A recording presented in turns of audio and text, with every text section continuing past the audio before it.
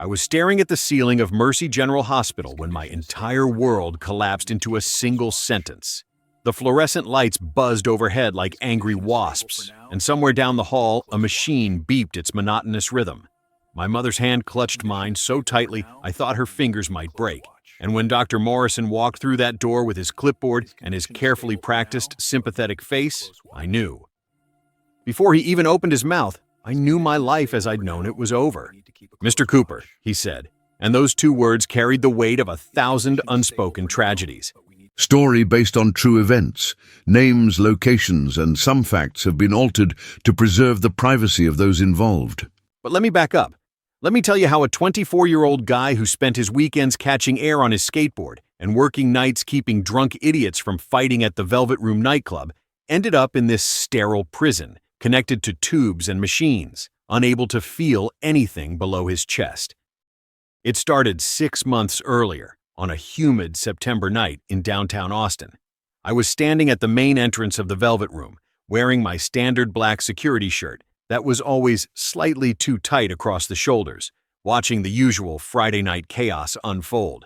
Groups of college kids stumbling in with fake IDs, couples dressed to impress, the occasional troublemaker I'd have to escort out before things got ugly.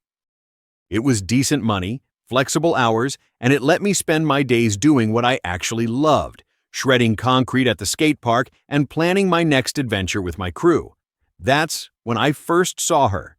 She wasn't trying to get into the club. She was standing across the street at the bus stop, phone pressed to her ear, looking frustrated and a little lost. Even from 50 feet away, I could see she was different from the usual crowd. Wore a simple sundress instead of the club uniform of tight everything, had this natural beauty that didn't need the Instagram filter treatment. Her dark hair caught the neon lights from the bar signs, and when she glanced in my direction, I felt something I'd never felt before standing outside that club. Genuine interest. I shouldn't have been watching her. I should have been watching the line, checking IDs, doing my job. But there was something magnetic about the way she moved, the expressive gestures she made while talking on that phone, the slight furrow in her brow that suggested whatever conversation she was having wasn't going well. When she hung up and sat down on the bench, shoulders slumped in defeat, I made a decision that would change everything. "Hey Marcus," I called to my coworker. "Cover for me. 2 minutes." I jogged across the street, dodging a taxi that honked angrily at my jaywalking. Up close, she was even more striking, green eyes that seemed to hold entire oceans, a dusting of freckles across her nose, and when she looked up at me approaching, I nearly forgot what I was going to say. "You okay?" I managed, suddenly aware of how sweaty I was in my security uniform. She studied me for a moment, probably trying to figure out if I was just another creep or genuinely concerned. "My ride bailed," she finally said. "And apparently surge pricing is trying to charge me $45 to get home. Where do you live?" "Riverside, about 20 minutes from here." I should have just wished her luck and gone back to work. I should have minded my own business. Instead, I heard myself say, "My shift ends in an hour. I can give you a ride if you want to grab a coffee and wait." She raised an eyebrow. "You could be a serial killer." "I could be. But I'm literally wearing a shirt that says security and standing 50 feet from my workplace. So if I tried anything, you'd know exactly where to tell the cops to look." That got a laugh, a real, genuine laugh that seemed to light up the entire block. "Fair point. I'm Jessica. Jake Cooper." I extended my hand, and when she shook it, her grip was firm and warm. "There's a coffee shop around the corner. Stays open late. You'll be safe there. Lots of witnesses and terrible acoustic guitar music." "You really know how to sell it," she said, but she was standing up, slinging her purse over her shoulder. "Okay, Jake Cooper, you've got yourself a coffee date, but if you turn out to be weird, I know karate." "Do you actually?" "No, but I'm very good at screaming." That was the beginning. That random Friday night, that chance encounter that felt like the universe had physically picked me up and dropped me exactly where I needed to be. We didn't just grab coffee. We talked for the entire hour while I finished my shift, her sitting on a stool just inside the club entrance where I could keep an eye on her while I worked. She told me she was a nursing student at UT, working part-time at a pediatric clinic, originally from Dallas, but fell in love with Austin's weird energy. I told her about my skateboarding, my dreams of maybe opening my own extreme sports shop someday, how I was saving money and figuring out my next move. When my shift ended at 2 a.m., we went to that coffee shop, and suddenly it was 4 a.m., and the barista was politely telling us they were closing. We sat in my 2019 Honda Civic, newly financed, my first major adult purchase that I was stupidly proud of, in the parking lot for another hour, just talking. About everything and nothing. About her weird roommate who collected ceramic frogs. About my best friend Tyler who'd convinced me to try bungee jumping last summer. About movies we loved and foods we hated, and places we wanted to travel.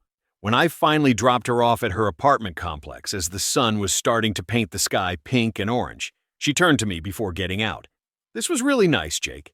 "Yeah," I said, suddenly nervous in a way I hadn't been all night. Can I see you again?" She smiled, pulling out her phone. "Give me your number before I change my mind about you being a serial killer." That was September. By October, we were officially dating. By November, I was completely head over heels, thinking about this girl every minute of every day. She'd show up at the skate park to watch me practice, sitting on the sidelines with her textbooks, looking up every time I landed a difficult trick. I'd bring her coffee during her study sessions, learning exactly how she liked it. Iced vanilla latte with oat milk, light ice. We'd spend lazy Sundays exploring Austin's food truck scene, Friday nights watching old movies at her apartment, Wednesday afternoons rock climbing at the gym where I taught her how to belay.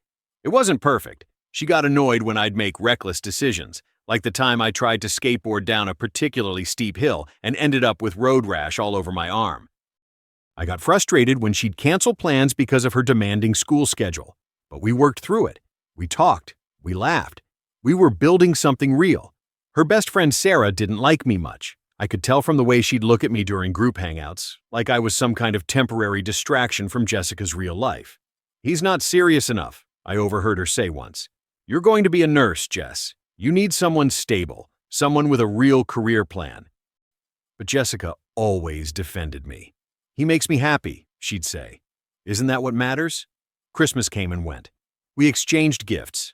I got her a stethoscope engraved with her initials. She got me a custom skateboard deck with artwork she'd commissioned. New Year's Eve we spent on the roof of her apartment building, watching fireworks explode over the city, kissing at midnight like something out of a movie. "This is going to be our year," she whispered against my lips. "I can feel it." She had no idea how right she was, how everything was about to change, how the universe that had brought us together so perfectly was about to test us in ways neither of us could imagine. It was a Tuesday in late January. Nothing special about the day. Cold for Austin standards, temperatures in the 40s, everyone complaining about the winter weather that would make people from actual cold states laugh. I'd picked Jessica up from her clinical rotation at Dell Children's Hospital, and we'd grabbed tacos from our favorite truck before I drove her home. We sat in my car outside her apartment complex, engine running for heat, finishing our food and talking about her day. She'd helped deliver a baby that morning, her first time being present for a birth, and her whole face lit up describing it. It was incredible, Jake. Terrifying and messy and beautiful all at once. The mom was so scared, and then the baby came out and just wailed, that first cry. And the look on the parents' faces. She trailed off, eyes shining. "That's why I'm doing this. For moments like that." I loved watching her talk about nursing. Loved the passion in her voice, the way her hands moved, the pure joy that radiated from her when she discussed her future career. "You're going to be amazing," I told her, reaching over to tuck a strand of hair behind her ear. "Those families are lucky to have you." She leaned into my touch, smiling. "You're sweet." "I'm honest." We kissed, soft and slow, and I felt that familiar warmth spreading through my chest. This was it. This was what people wrote songs about, made movies about. This feeling of completeness, of finding your person. "I should go," she finally said, pulling back reluctantly.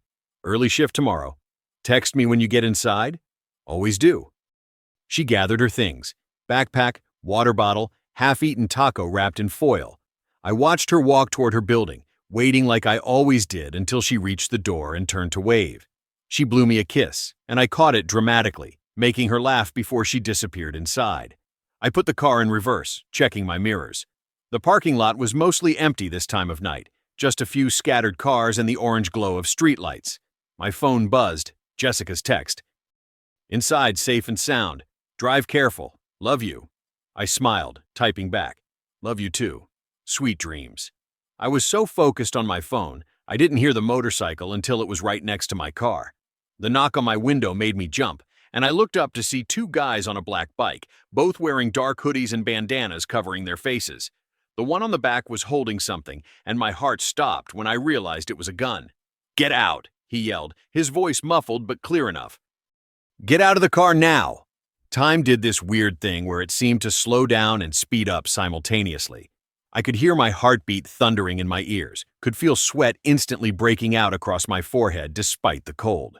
My new phone, the iPhone 13 I'd saved up for and bought just last month, was sitting in the center console. My car, my beautiful car that I'd only had for 8 months, that still had that new car smell, that I'd made 23 payments on with 47 left to go. No insurance. I'd let it lapse because money was tight, and I'd figured I'd get it renewed next paycheck. Stupid, reckless, exactly the kind of decision that made Sarah think I wasn't serious enough. The gun pressed against the window. I said, "Get out!" I should have just complied. Should have opened the door, handed over everything, let them take it all. Material possessions, replaceable things. My life was worth more than a phone and a car. But fear does strange things to rational thinking. Panic overrides logic. And in that split second, with adrenaline flooding my system and my fight-or-flight response screaming at me, I made the worst decision of my life. I slammed my foot on the gas. The car lurched forward, tires squealing on the pavement. I heard shouting behind me, the rev of the motorcycle engine. I was racing toward the parking lot exit, hands gripping the steering wheel so tight my knuckles were white, breathing coming in short gasps. Almost there, almost to the street, almost safe. The first shot sounded like a firecracker, a sharp pop that didn't seem real. My brain couldn't process it as a gunshot, couldn't accept that someone was actually shooting at me. The second shot I felt. It was like being punched in the back by a giant fist, a burning impact that knocked the air from my lungs. My arms went numb. The steering wheel slipped through my fingers. The car veered right, and I watched almost from outside my body as it jumped the curb and crashed into a light pole with a sickening crunch of metal and glass. Then nothing. Just darkness, swallowing everything whole. When consciousness found me again, it came in fragments. Voices. Sirens. My mother's face hovering above me, tears streaming down her cheeks, lips moving in what I realized was prayer. Bright lights. The ceiling moving as I was wheeled down a hallway. More voices, medical terms I didn't understand, hands touching me, examining me. "Jake, can you hear me?" Someone was shining a light in my eyes. "Jake, can you feel this?" Feel what? I couldn't feel anything. Where was I? What happened? "Jake, squeeze my hand if you can hear me." I tried. God, I tried. But my hand wouldn't cooperate, wouldn't respond to the commands my brain was sending. "He's awake but unresponsive. Get Dr. Morrison now."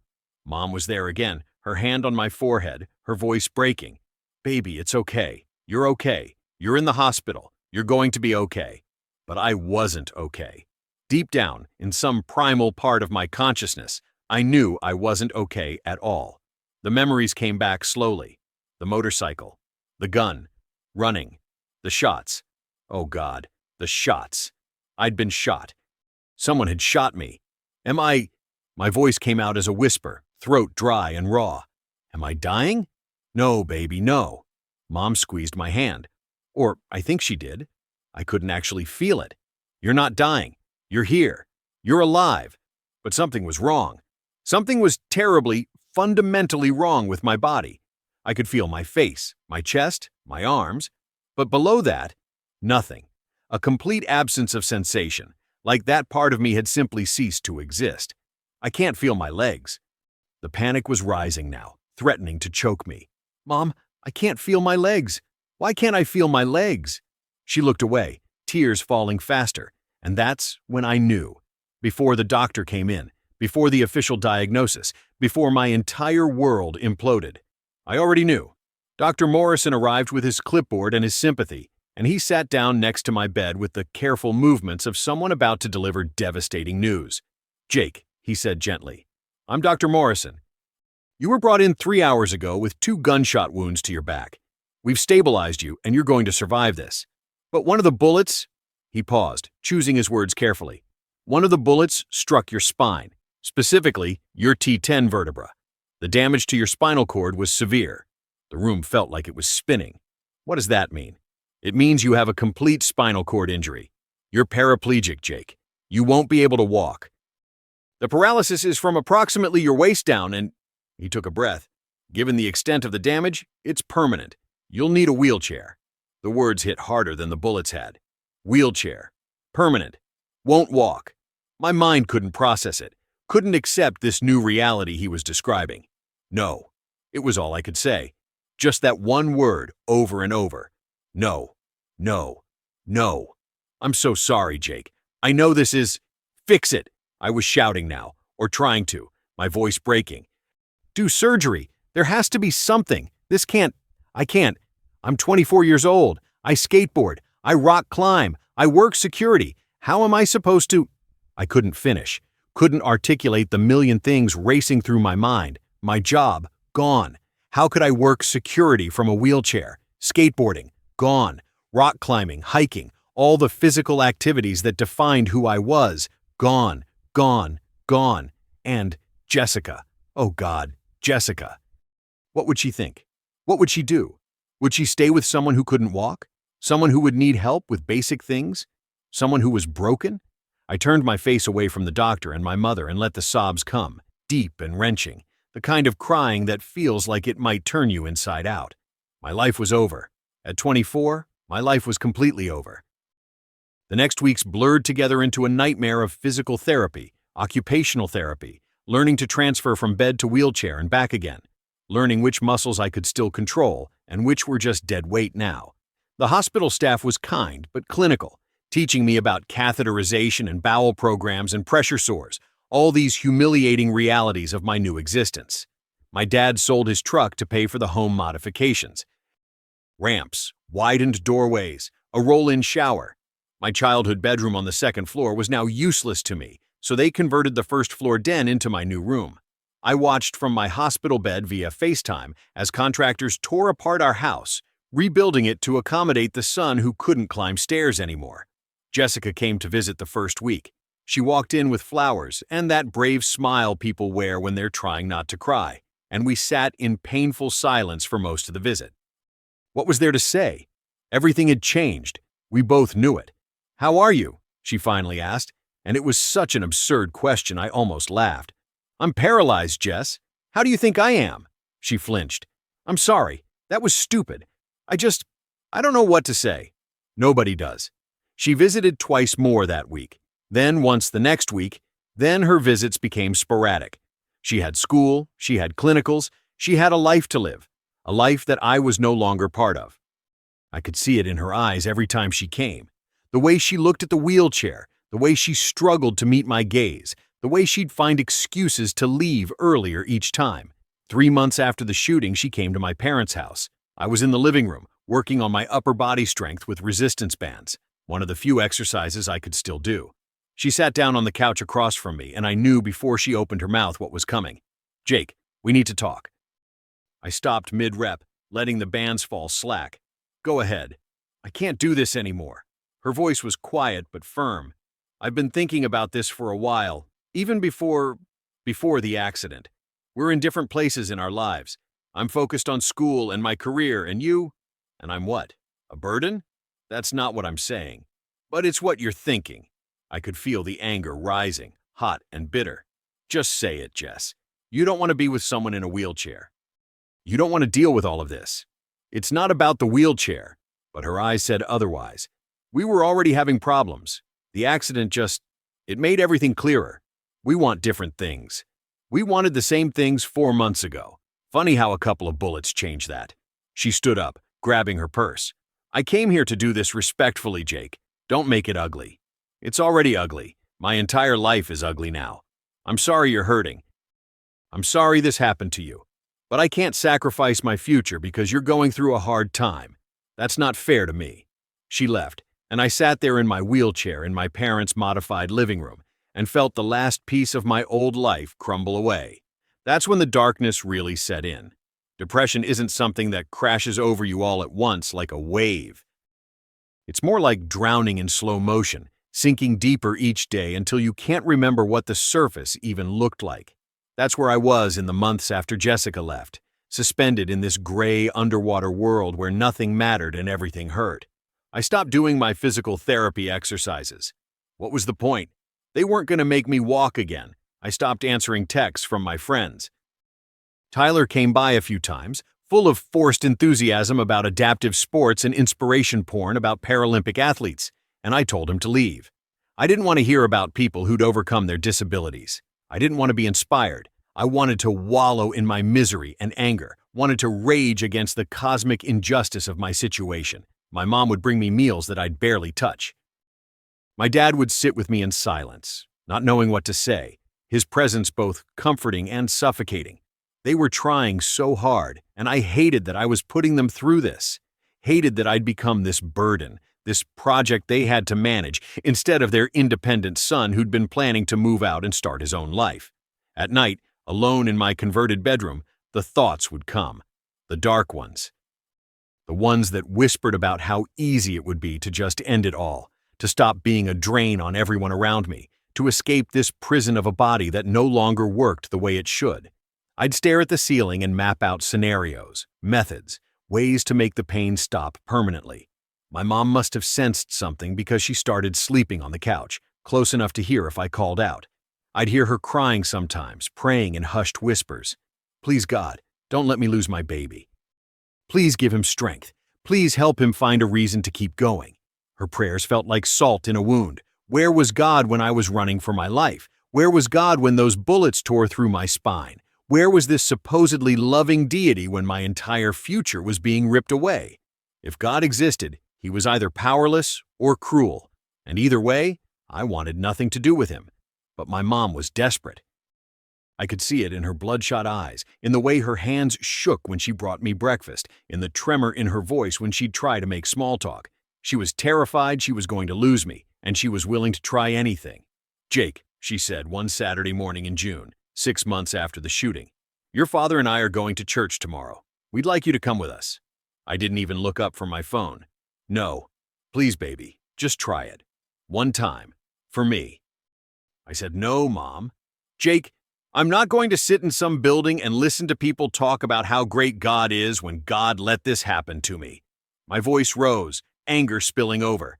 When God watched me get shot and did nothing. When God decided I deserved to spend the rest of my life like this. So no, I'm not going to church. I'm not going to pretend like everything's fine and sing happy songs about divine love. Leave me alone. She left the room, and I heard her crying in the kitchen. Guilt twisted in my stomach, but I pushed it down. I was allowed to be angry. I was allowed to feel this way. She tried again the next week, and the week after that. Each time I refused, each time she'd leave with this broken expression that made me feel like the worst son in the world. Finally, on the 4th week, my dad came into my room. He didn't ask. He simply said, "We're leaving in 20 minutes. You're coming." Something in his tone told me this wasn't a negotiation. I could have fought it, could have made a scene, but the exhaustion was overwhelming. It was easier to just give in, to let them have this one thing even though it meant nothing to me. They loaded me into the accessible van they'd had to buy. Another expense, another reminder of how much my disability was costing them. The church was a mid-sized building on the outskirts of town. Nothing fancy, just a simple structure with a cross on top and a parking lot full of cars. Dad pulled into a handicapped spot right by the entrance, and I felt everyone's eyes on us as he unloaded my wheelchair. The stairs were the worst part. Some people tried to hide it, glancing away quickly when I caught them looking. Others smiled with that particular kind of pity that made my skin crawl. A few came over to say hello, to welcome us, and I responded with one-word answers and zero enthusiasm. Inside, the church was bright and warm, filled with the sound of acoustic guitars and a female vocalist singing about grace and mercy.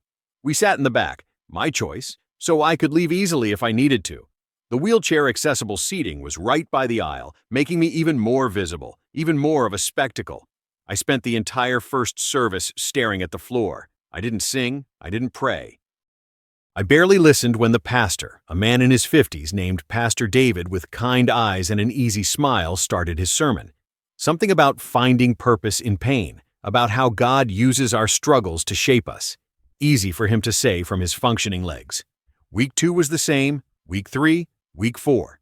My mom would get me dressed, my dad would load me in the van, We'd go to church, I'd zone out for an hour, and then we'd go home. A pointless ritual that made my parents feel like they were doing something helpful. But somewhere around week 6, something shifted. Not dramatically, not like a lightning bolt revelation, just a small crack in my armor.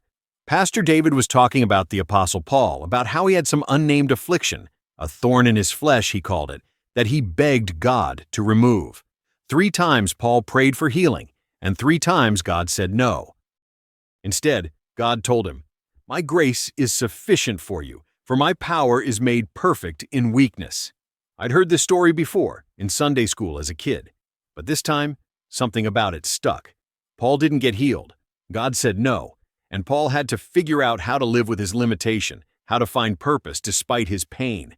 I wasn't ready to accept it, wasn't ready to embrace some divine plan for my suffering. But for the first time since the shooting, I felt something other than anger and despair. Curiosity, maybe, or just the tiniest seed of possibility that there might be a way forward that I hadn't considered. Week 8, the sermon was about Job. Another story I knew, the man who lost everything, who sat in ashes and scraped his sores with broken pottery, who demanded answers from God about why he was suffering. I related to Job's anger, his refusal to just accept platitudes from his friends, his raw honesty about how unfair everything was. Week 12, Pastor David talked about perspective, about how we see through a glass darkly, how we can't understand the full picture from our limited viewpoint. He told a story about a tapestry, how from the back all you see is tangled threads and knots and chaos, but from the front, there's a beautiful design. Maybe, he said, we're all looking at our lives from the wrong side. Maybe the chaos we see isn't the whole story. I wanted to dismiss it, wanted to roll my eyes at the simplistic metaphor, but something in my chest tightened, and I felt tears threatening. What if he was right? What if there was meaning in this mess that I just couldn't see yet? Week 20, 6 months into this routine of Sunday services, Pastor David's sermon was specifically about disability. About how Jesus healed the blind and the lame, but also about how he said the man born blind wasn't blind because of sin, his or his parents, but so that the works of God might be displayed in him. Some people think disability is a punishment, Pastor David said, his eyes scanning the congregation. Some people think it's a test. Some people think it's random chance in a chaotic world. But what if it's an opportunity? Not an opportunity we would choose, not a gift we would ask for, but an opportunity nonetheless. An opportunity to show strength in a different way. An opportunity to display God's grace in our weakness. An opportunity to help others who are walking through similar valleys. That's when I broke. I sat there in my wheelchair in the back of that church and I started crying. Not quiet tears, but deep, body-shaking sobs that I couldn't control. My mom grabbed my hand and my dad put his arm around my shoulders, and I let it all out. 6 months of grief and rage and fear and pain. 6 months of holding everything inside because I was supposed to be strong, supposed to be dealing with it. I'm so angry, I choked out between sobs. I'm so angry at God, at the world, at myself. I'm angry all the time and I don't know how to stop. Then be angry, Pastor David said. I looked up and realized he'd come down from the stage, was kneeling beside my wheelchair. Be angry at God. He can take it. He's heard worse. But don't let that anger consume you. Don't let it convince you that your life is over because it's not. It's just different now. I don't know how to do this, I whispered. I don't know how to be this person. None of us know how to be the person life asks us to become.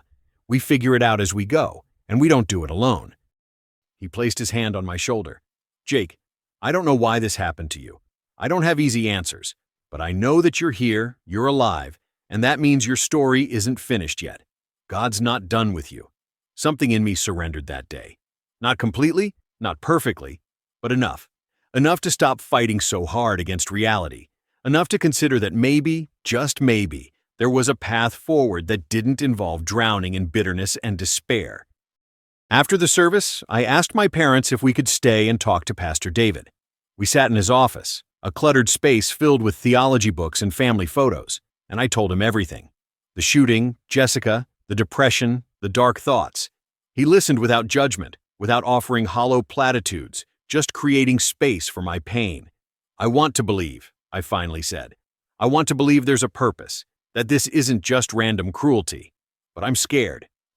What if I give my life to God and nothing changes? What if I'm still stuck like this forever? You will be stuck like this forever, Pastor David said bluntly. At least in this life. I'm not going to promise you a miracle healing. I'm not going to tell you that if you pray hard enough, you'll walk again. Maybe you will, but probably you won't. What I can promise you is that God will walk through this with you, that you don't have to carry this alone, and that your disability doesn't define your worth or your potential to make a difference in this world. It wasn't a perfect conversion moment. There was no bright light, no audible voice from heaven, no sudden removal of my paralysis. But sitting in that office, surrounded by the evidence of a life devoted to faith despite life's hardships, I made a choice. I chose to believe. Not because I had proof, not because everything made sense, but because the alternative, continuing to drown in my own anger, was slowly killing me. I want to try, I told him. I don't know if I'm doing this right, but I want to try. That's all God asks, Pastor David said with a warm smile. Just show up and try. So I did. I started showing up. To church every Sunday, to a men's Bible study on Wednesday nights, to therapy, real therapy with a counselor who specialized in trauma and spinal cord injuries. I started doing my physical therapy exercises again, not because they'd make me walk, but because they'd make me stronger in the ways I could still be strong. And slowly, painfully slowly, life started to have texture again, started to have moments of light breaking through the gray. My perspective began to shift. The wheelchair wasn't a prison, it was a tool. My limitations weren't the end of my story. They were just parameters I had to work within. The anger didn't disappear completely, but it stopped consuming me. I learned to feel it, acknowledge it, and then let it go. 8 months after that breakdown in church, I made a decision. I was going back to school. I dropped out of community college 3 years earlier, unsure what I wanted to do with my life, content to work security and skateboard, and figure it out eventually. But now, staring at a future from a wheelchair, I needed something more. Something that didn't require physical ability. Something where my limitations wouldn't matter. I'd always been decent with computers. Always been the guy my friends called when their laptops were acting weird. Why not take that further? Why not actually learn programming, really understand how computers worked? I enrolled in an online bachelor's program for computer engineering at Texas State University. My parents were skeptical. They worried I was taking on too much too fast. But I needed this. Needed to prove to myself that I could still build something, still work toward a goal, still become someone beyond that guy who got shot. The first semester was brutal. I was rusty academically, hadn't cracked open a textbook in years. Calculus felt like trying to read ancient Greek. Physics made my brain hurt. But programming clicked. There was something deeply satisfying about writing code, about creating logic structures that worked exactly as intended, about solving problems through pure thought. I threw myself into it with an intensity that probably wasn't healthy, spending 12, 14 hours a day studying, coding, practicing. My parents worried I was replacing one obsession with another, but Pastor David understood.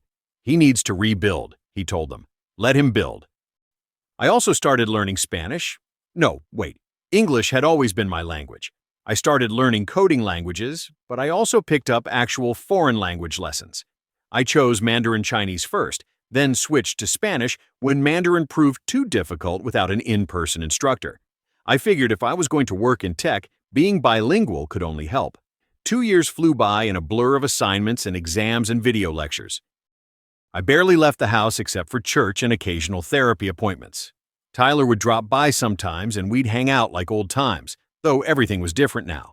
He'd tell me about his adventures. He'd gotten into mountain biking, and I'd tell him about whatever programming project I was working on, and we'd both pretend like the gap between our lives wasn't growing wider. In my junior year, something unexpected happened. The online program required all students to complete an internship, and I'd been dreading it. Who would hire a programmer in a wheelchair with no professional experience? But my academic advisor connected me with First National Bank in Houston, one of the largest banks in Texas, looking for entry-level developers for their cybersecurity division. The interview was over Zoom, which helped. They couldn't see the wheelchair, couldn't make assumptions about my abilities based on my disability. I talked about my coding projects, my understanding of security protocols, my willingness to learn. 3 days later, they offered me a paid internship position. "There's one thing," my mom said when I told her the news. "Houston is 3 hours away." "I know. How are you gonna—" "I'll figure it out, Mom. I always do." Finding an accessible apartment in Houston was a nightmare, but I finally located a first-floor unit with wide doorways and a roll-in shower. My parents helped me move, both of them crying as they left me alone for the first time since the shooting. I was terrified, but also exhilarated. This was independence. This was proof that I could still live my own life. The internship started rough. The office wasn't as accessible as they'd claimed. The bathroom stalls were too narrow, the break room had a step up that no one had mentioned, and I had to awkwardly explain to my supervisor that I needed accommodations. But I made it work. I always made it work, and I was good at the job, really good. I could see patterns in code that others missed, could identify security vulnerabilities, could write elegant solutions to complex problems. By the end of my 3-month internship, they offered me a full-time position starting after graduation. I finished my degree that December, 4 years after that night in the parking lot, 4 years after my life had been shattered and rebuilt into something I never could have imagined. My parents drove to Houston for the virtual graduation ceremony, and we celebrated with pizza and tears and laughter. "I'm so proud of you," my mom said, hugging me tight. "You've worked so hard, overcome so much." "Thanks, Mom," I pulled back, grinning. "But we're just getting started." The full-time position at First National Bank started in January. I was a junior developer on the internal security team, writing code to protect customer data and identify potential cyber threats. It was entry-level work, sometimes tedious, but it was mine. I was earning a real salary, paying my own bills, building a career. My Spanish lessons paid off too. I'd switched back to learning it seriously once I got the job, knowing that Texas's proximity to Mexico meant Spanish fluency was valuable. Within 6 months, I was conversational. Within a year, I was fluent enough that when the bank expanded their Latin American partnerships, I became the go-to person for communicating with the Mexico City office about security protocols. That's when things really took off. My supervisor noticed my language skills and my technical abilities and recommended me for a new position, security liaison for international operations. It meant video conferences with bank branches in Mexico, Colombia, Argentina, Spain. It meant translating technical documentation, explaining complex security concepts across language barriers, building relationships with teams across the globe. I was promoted from junior developer to senior developer within 3 years. The kid who'd been working nightclub security was now leading meetings about blockchain technology and encrypted communication protocols with executives in 5 countries. But something was still missing. My career was thriving. My faith had given me purpose. My relationship with my parents had healed. Yet there was this hollow space where human connection should be. I dated a few women, casual things that never went anywhere. Either they fetishized my disability, wanting to be my savior, my inspiration, or they couldn't see past it. No one saw just Jake. Jake the person, not Jake the wheelchair guy. I'd resigned myself to possibly being alone. It was fine. I had my work, my church community, my family. Not everyone gets a romance. Not everyone finds their person. And then I met Sarah Chen. It was a Tuesday afternoon, 3.5 years after I'd started at the bank. I was wheeling toward the elevator, juggling my laptop bag and a coffee, running late for a meeting with the Chief Information Security Officer. The elevator doors were closing and I called out, "Hold the door!" while simultaneously trying to speed up, which meant my coffee sloshed dangerously close to the cup's rim. A hand shot out, catching the doors. They slid back open, and I wheeled inside, breathless and grateful. "Thank you so much, I looked up and forgot what I was saying. She was beautiful. Not in the magazine cover way Jessica had been, but in this understated, elegant way that made you look twice. Asian features, short black hair and a professional bob, dark eyes behind stylish glasses, wearing a navy blue suit that suggested she was someone important. And she was smiling at me, not the pitying smile I'd gotten used to, but a genuine, amused smile. "No problem," she said. "Though I should warn you, your coffee is staging an escape attempt." I glanced down at my cup, which was indeed dripping onto my lap. Perfect. Nothing says professional like showing up to a meeting with the CISO covered in coffee. Meeting with Rachel Torres? She's tough but fair. She'll probably respect the dedication it took to get coffee all over yourself in the name of punctuality. The elevator started moving, and I used a napkin to dab at the coffee stains, acutely aware that this attractive woman was watching me fumble. You know her? I work for her. Sarah Chen, senior security analyst. She extended her hand. I shook it, noting her firm grip. Jake Cooper, security liaison for international ops. Oh, you're the guy who built the new encryption protocol for the South American branches. I've seen your work. It's really impressive. Something warm bloomed in my chest. She knew my work. She'd seen my code and thought it was impressive. Not inspirational despite my disability, just impressive. Thanks. That project was intense but fun. The elevator reached the executive floor, and we both exited, heading in the same direction. So, this meeting with Torres, Sarah said casually, it's about the proposed security overhaul for the European expansion, right? Yeah, I'm presenting the preliminary assessment. Cool. I'm presenting the technical specifications. She glanced at me, eyes twinkling. Want to strategize for 30 seconds? She hates corporate jargon and loves specific data points. Lead with numbers, not philosophy. Pretty good to know. We'd reached the conference room. Thanks for the tip. And for holding the elevator. Anytime, Jake Cooper. She walked into the conference room ahead of me, and I sat there for a moment, collecting myself. Professional, Jake. Be professional. This is a work meeting with a colleague, not a date. But when I rolled into that meeting and saw her sitting across the conference table, catching my eye and giving me a small smile, I couldn't help but think, maybe, just maybe, the universe wasn't done surprising me yet. The meeting with Rachel Torres went better than expected. Sarah's advice was spot on. Our CISO loved hard data and concrete solutions, and between my international perspective and Sarah's technical expertise, we painted a comprehensive picture of the security needs for the European expansion. When we left the conference room an hour later, Torres had approved our joint proposal and asked us to collaborate on the implementation. Looks like we're working together, Sarah said as we waited for the elevator. Hope you can handle my perfectionism. I've been told I'm intense about code reviews. I think I can manage, I replied, trying to sound casual, despite the fact that my heart was doing something weird in my chest. Fair warning, though, I'm stubborn about security protocols. We might butt heads. Good. I respect people who fight for what they believe in. The elevator arrived, and she held the door again. A gesture I noticed was just courtesy, not pity. Want to grab lunch tomorrow to discuss the project timeline? There's a great Thai place 2 blocks over. It was a work lunch, completely professional, nothing to read into. Sounds good. Noon? Perfect. See you then, Jake. I watched her walk away, and for the first time in years, I felt that flutter of possibility. That may be something that I'd thought died in a parking lot 4 years ago. That night, I called my mom. We talked every few days now. Our relationship healed from those dark months when I'd pushed everyone away. I told her about the meeting, about Sarah, carefully casual about the whole thing. She sounds nice, Mom said, and I could hear the hope in her voice. She wanted me to be happy, wanted me to find someone. Are you going to ask her out? Mom, it's a work lunch. We're colleagues. Your father and I were colleagues when we met. That's different. Why? Because you're in a wheelchair? Jake, you're a catch. You're smart, successful, kind, handsome. Any woman would be lucky to have you. You have to say that. You're my mother.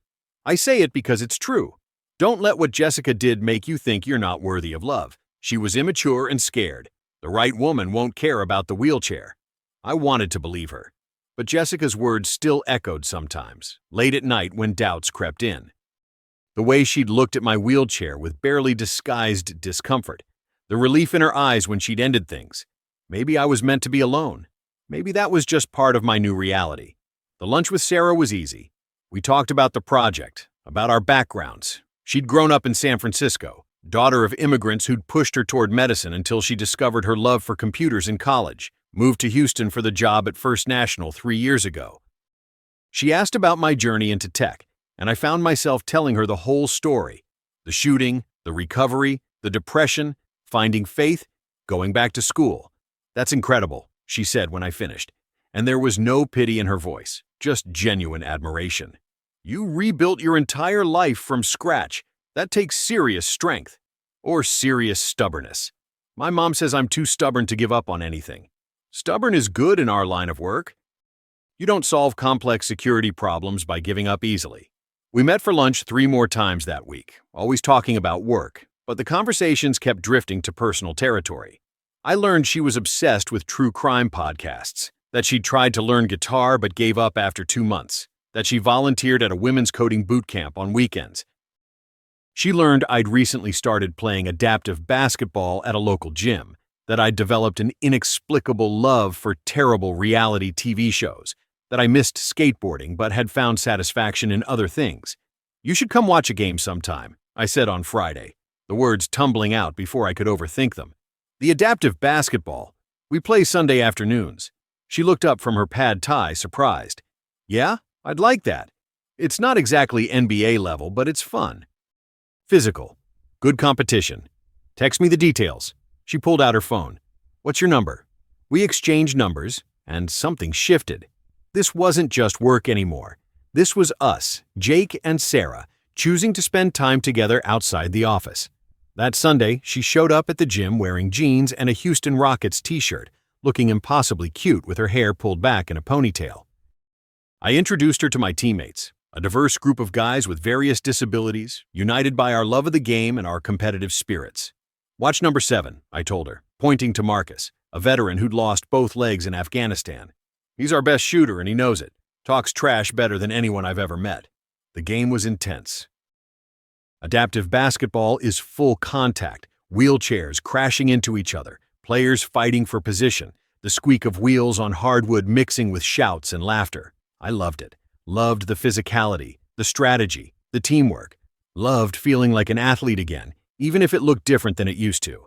I scored 12 points that game, including a three-pointer in the final minute that sealed our victory. When I looked up at the bleachers, Sarah was on her feet cheering, and something in my chest expanded with warmth. After the game, sweaty and exhausted, I rolled over to where she was waiting. "That was amazing." Her eyes were bright with excitement. "You're really good, Jake. Like, seriously good." "Thanks. It feels good to compete again." I grabbed my water bottle, suddenly self-conscious about how sweaty I was.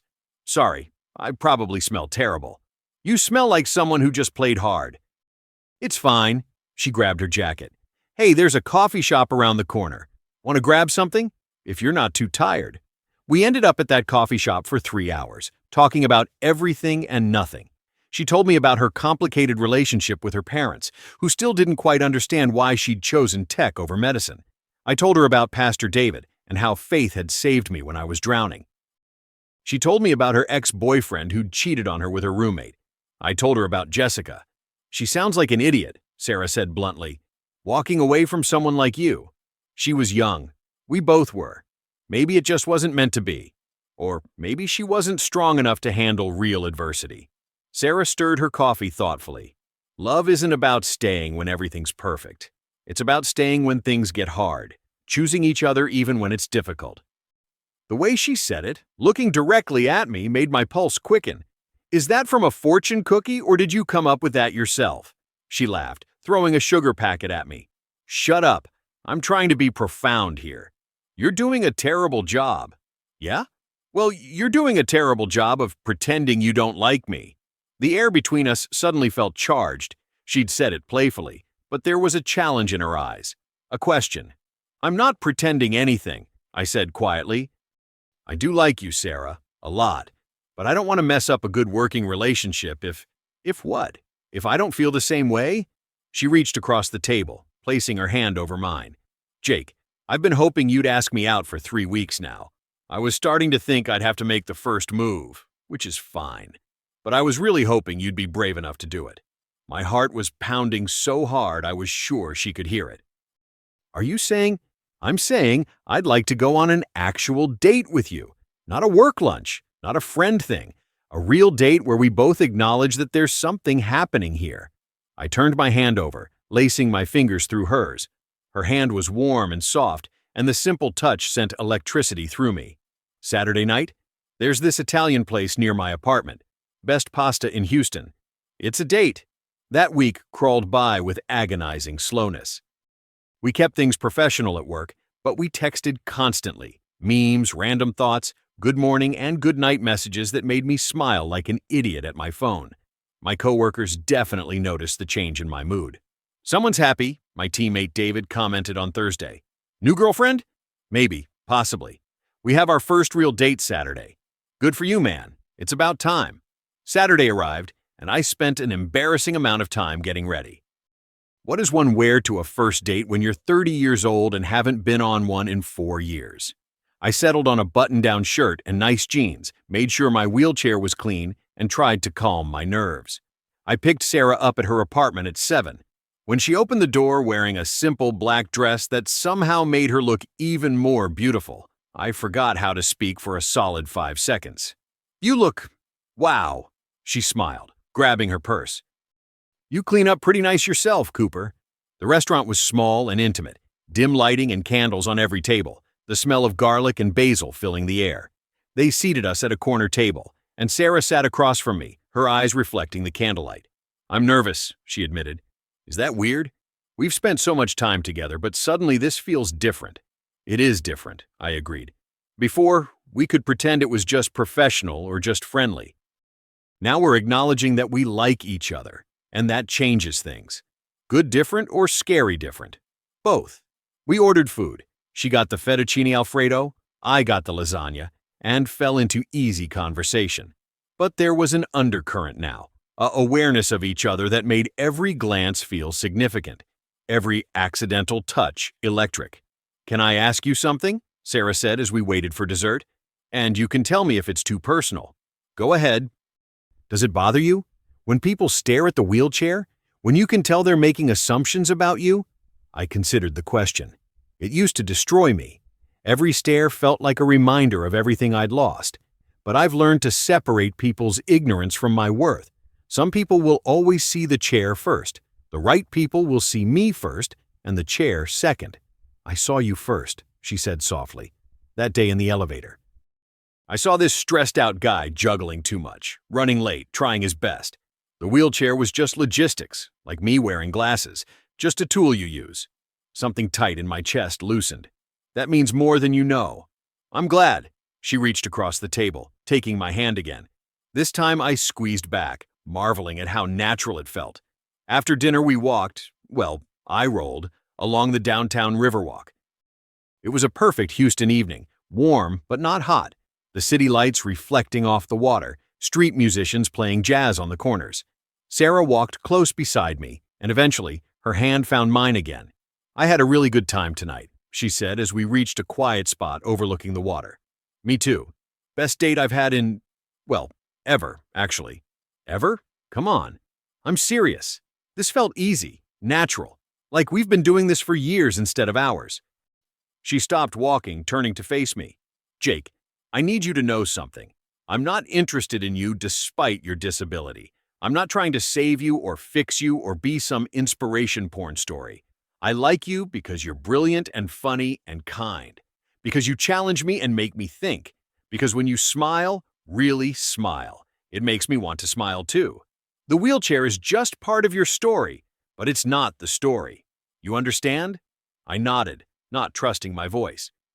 So if we're doing this, and I really want to do this, we do it honestly. No pretending, no hiding, just us, figuring it out together. I can do that, I managed. Sarah, can I kiss you? Her smile was answer enough, but she said, I was hoping you'd ask. She leaned down slightly, and I reached up, my hand finding the back of her neck. When our lips met, it was gentle at first, tentative, both of us testing this new territory. But then she deepened the kiss, and I felt everything else fade away. The city noise, the passing pedestrians, my insecurities and fears. There was just this moment, this perfect moment where two broken people found something whole together. When we finally pulled apart, both breathless, she rested her forehead against mine. So, she whispered, I think I'm going to fall in love with you, Jake Cooper. Funny, I whispered back. I think I'm already halfway there. The next 6 months were the happiest of my life. Sarah and I fell into a relationship that felt both thrilling and comfortable, passionate and peaceful. We kept things professional at work, but spent almost every evening and weekend together. She came to all my basketball games. I helped her with a coding project she was doing for the women's boot camp. We cooked dinner together in my accessible kitchen, binged terrible reality shows, Talked for hours about everything from philosophy to the best pizza toppings. My parents loved her. Mom cried the first time she met Sarah, overwhelmed with joy that I'd found someone. Dad grilled her about her intentions. Literally, they bonded over the barbecue while I watched nervously from the patio, and afterward declared her a keeper. Pastor David, who I still met with monthly, smiled knowingly when I told him about Sarah. God's timing is always perfect, he said. You needed to become the man you are now before you could be ready for someone like her. We had our first fight about 3 months in, something stupid about whose turn it was to pick the movie, and I was terrified she'd leave. But she stayed. We talked it out, apologized, learned each other's communication styles. She stayed. When I got promoted to senior security manager, she was the first person I told, squealing with excitement and insisting we celebrate. When she was offered a position at a competing bank for more money, we stayed up all night discussing the pros and cons, and I supported her decision to stay at First National because she loved our team. 9 months after that first date, I knew. This was it. She was it. The person I wanted to wake up next to every morning, grow old with, build a life with.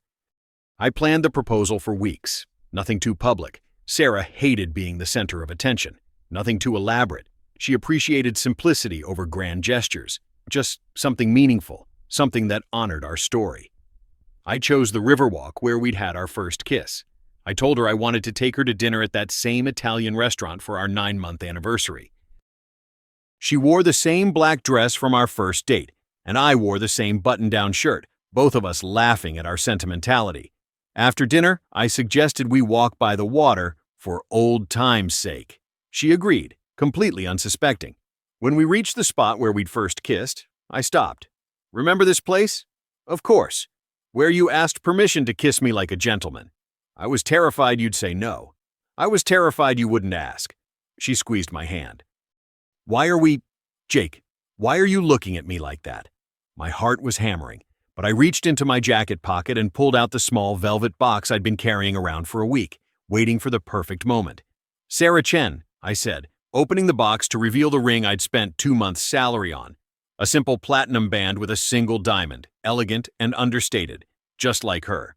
9 months ago, you saw me. Not the wheelchair, not the disability, not the tragedy. You saw me, Jake, and you chose to get to know me. You chose to care about me. You chose to love me. And every day since, you've kept choosing me. Tears were streaming down her face now, her hand covering her mouth. You make me want to be better, braver, more open. You challenge me and support me and make me laugh even when I'm having the worst day. I don't know what I did to deserve you walking into that elevator, but I thank God every single day that you did. I took a breath, steadying myself. I want to spend the rest of my life choosing you, the way you've chosen me. I want to build a home with you, a family with you, a future with you. So, Sarah Chen, will you marry me? For a terrifying second, she didn't say anything, just stood there crying. Then she dropped to her knees in front of my wheelchair, cupping my face in her hands. Yes, yes, yes, yes, 1,000 times yes. I slipped the ring onto her finger with shaking hands, and she kissed me with such intensity that I forgot we were in public, forgot everything except the feeling of her lips on mine, her tears mixing with mine, our hearts beating in sync. When we finally pulled apart, she was laughing and crying simultaneously. I can't believe you did this. I had no idea. I thought we were just celebrating 9 months. I've been carrying that ring around for a week, waiting for the right moment. This was perfect. You're perfect. She kissed me again, softer this time.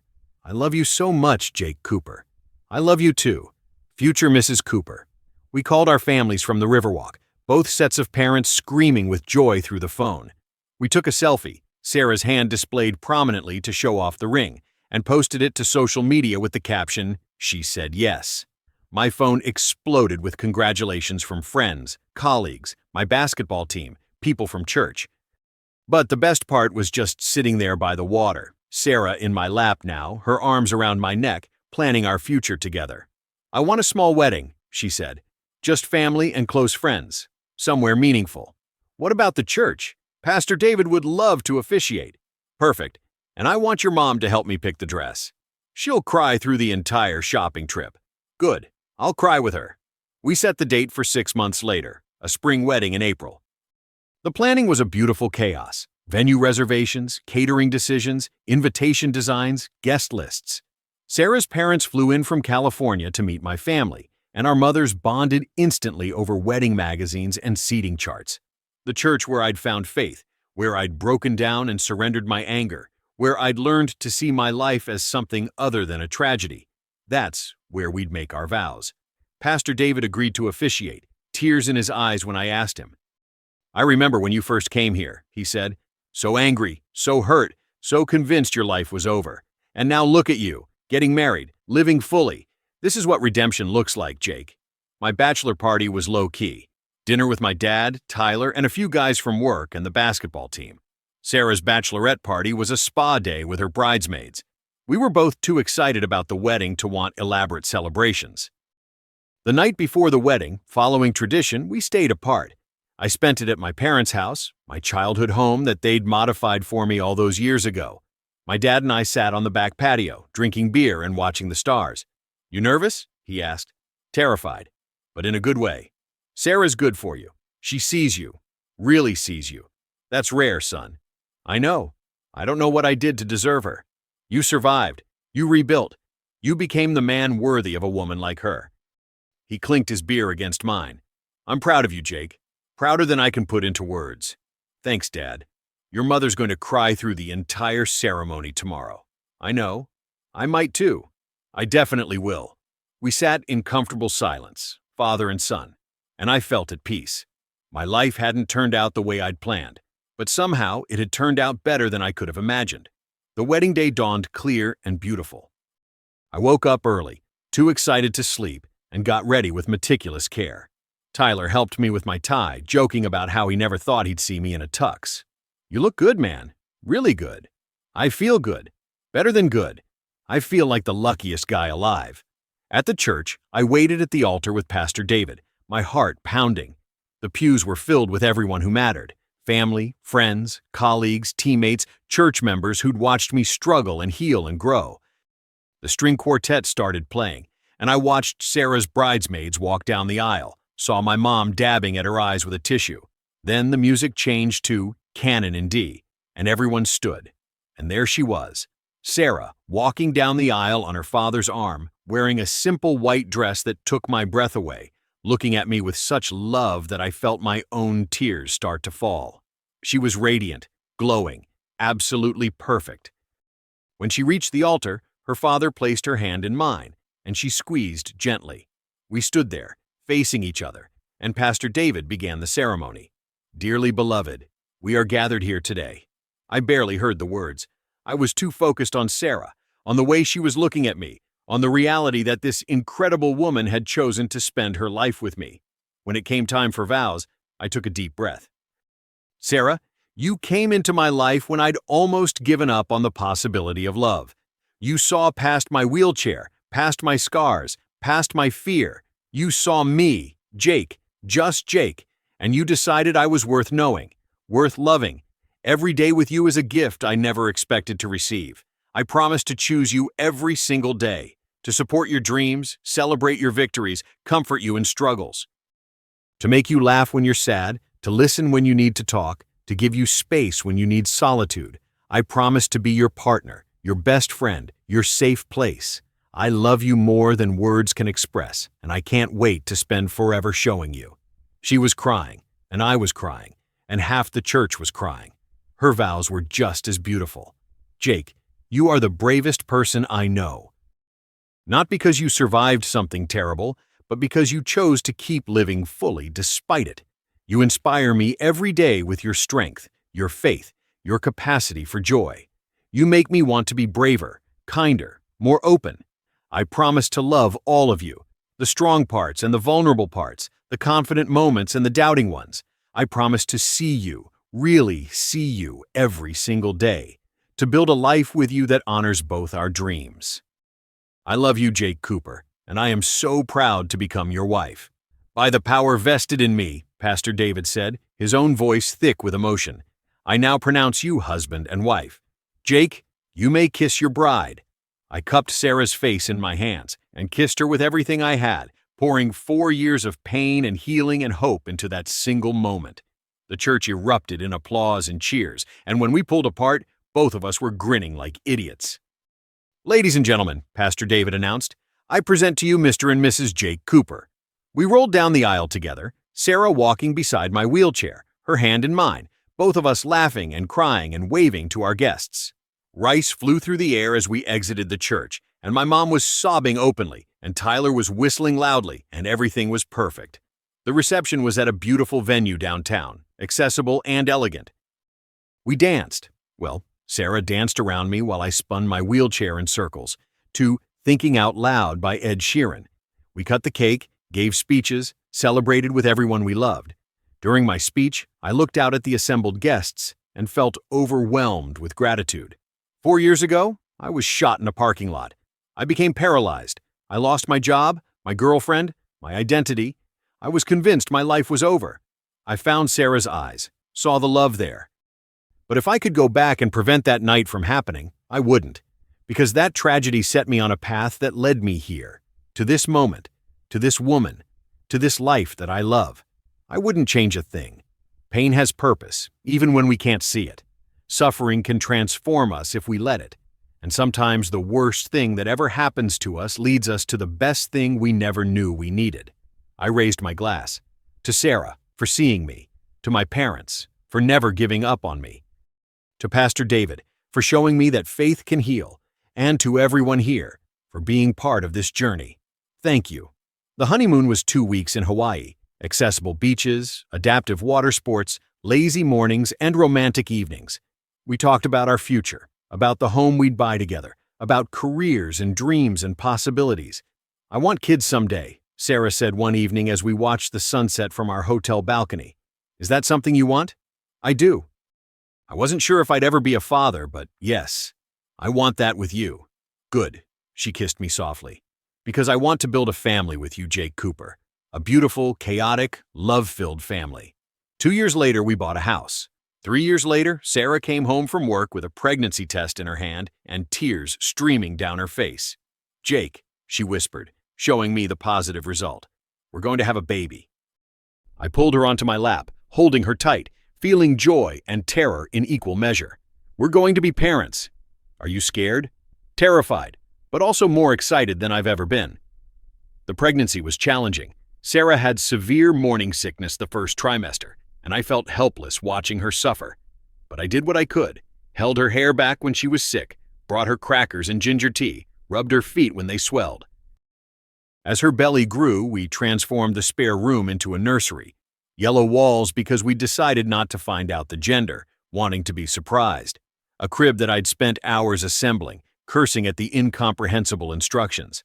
A rocking chair where Sarah would sit, hands on her belly, talking to our unborn child. "Your daddy is so excited to meet you," she'd say. "He's going to be the best dad. He's going to teach you to be brave and kind and strong. He's going to show you that limitations are just challenges to overcome." I'd wheel over, pressing my hand against her stomach, feeling our baby kick. "Hey, little one, I can't wait to hold you." We took birthing classes, read all the books, prepared as much as possible. But nothing can really prepare you for becoming a parent. Sarah went into labor on a Tuesday morning, 3 days before her due date. We rushed to the hospital, me trying to stay calm while internally panicking, Sarah breathing through contractions with impressive focus. 12 hours later, after pushing and pain and more fear than I'd felt since the night I was shot, our daughter was born. Emma Grace Cooper, 7 pounds, 4 ounces, tiny fingers and toes, a head full of dark hair, her mother's nose, and my stubborn chin. The most beautiful thing I'd ever seen. The nurse placed her in my arms, and I looked down at this perfect little human, this miracle, and felt my heart expand in ways I didn't know were possible. "Hi, Emma," I whispered, tears streaming down my face. "I'm your dad. I've been waiting so long to meet you." She opened her eyes, dark and unfocused, and seemed to look right at me. Her tiny hand wrapped around my finger, her grip surprisingly strong. "She's perfect," Sarah said from the hospital bed, exhausted and radiant. "Jake, we made that. We made a whole person." We did. I looked at my wife, at my daughter, at this family we'd created. "I love you both so much." Emma changed everything. Sleepless nights, endless diaper changes, the constant worry that I was doing everything wrong. But also joy I'd never experienced. Her first smile, her first laugh, the way she'd calm down when I held her, the complete trust in her eyes when she looked at me. People had worried whether I'd be able to care for a baby from a wheelchair. I'd worried too, but we figured it out. I learned to change diapers on my lap, to hold her while rolling from room to room, to adapt every aspect of parenting to my capabilities. Sarah and I were a team, supporting each other through the exhaustion and challenges. When Emma was 6 months old, I was invited to speak at a spinal cord injury conference. They wanted me to share my story, to inspire newly injured people who were where I'd been 4 years earlier, angry, scared, convinced their lives were over. I almost said no. Public speaking terrified me, but Sarah encouraged me. "You have something important to share, Jake. Your story could help someone." So I agreed. Sitting in front of 200 people with spinal cord injuries and their families, I told my story. The shooting, the paralysis, the depression, the suicide thoughts, the anger at God, the feeling that my life was finished. "I'm not going to tell you it gets easier," I said. "I'm not going to promise that if you just stay positive, everything will work out. That's not how life works. Sometimes terrible things happen and they don't have neat resolutions. But I am going to tell you that your life isn't over. It's different. It's harder in some ways, but it's not over." I talked about going back to school, about finding purpose in my career, about meeting Sarah and falling in love, about my daughter waiting at home with her mother. "The limitation isn't in your body," I said. "It's in your mind. If you decide your life is over, it will be. If you decide you can still find meaning, still build something beautiful, still love and be loved, then you will. I'm not inspirational because I'm in a wheelchair and living a full life. I'm just a guy who refused to let one terrible night define the rest of his existence. And if I can do it, so can you." The standing ovation, or sitting ovation, I guess, was overwhelming. Afterward, dozens of people came up to me. Newly injured people, crying, thanking me for giving them hope. Parents of disabled children, grateful to see what their kids' futures could look like. Spouses of injured people, relieved to know that love was still possible. One young man, maybe 22, in a wheelchair that still looked brand new, grabbed my hand. "I was going to do it," he whispered. "End it. Tonight. But after hearing you, maybe I won't. Maybe I'll give it more time." I squeezed his hand. "Give it time, please. I promise it won't always feel this dark." He nodded, tears streaming down his face, and I saw myself in him. The Jake from 4 years ago, broken and hopeless. And I was so grateful I'd chosen to stay, to fight, to believe that life could still be worth living. After that conference, I started speaking regularly.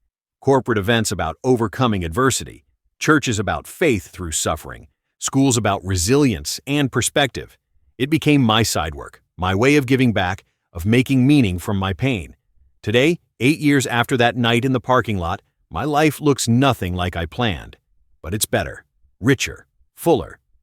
I'm a director of international security for First National Bank, leading a team of 50 people across 8 countries. I compete in adaptive basketball and represented Team USA at the Paralympics 2 years ago, winning a bronze medal.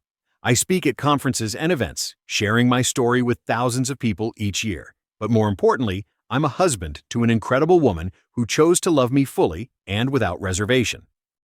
I'm a father to a 3-year-old girl who thinks her daddy's wheelchair is the coolest toy in the world, who climbs on my lap for rides around the house, who's learning that different doesn't mean less. I'm a son to parents who never gave up on me, even when I'd given up on myself. I'm a friend to people who saw past my disability to the person underneath. I'm a man of faith who learned that sometimes God's answers aren't the ones we want, but they're the ones we need. The bullets didn't kill me that night. They killed the Jake I was, the directionless security guard with no real plans, skating through life without purpose. In his place, something new was born, someone stronger, more compassionate, more intentional about how he lived. I still have hard days, days when I'm frustrated by my limitations, when I mourn the physical abilities I lost, when I'm angry about the unfairness of it all. But those days are rarer now, and they pass more quickly. Because I've learned the truth that took me years to accept. Your limitations don't define you.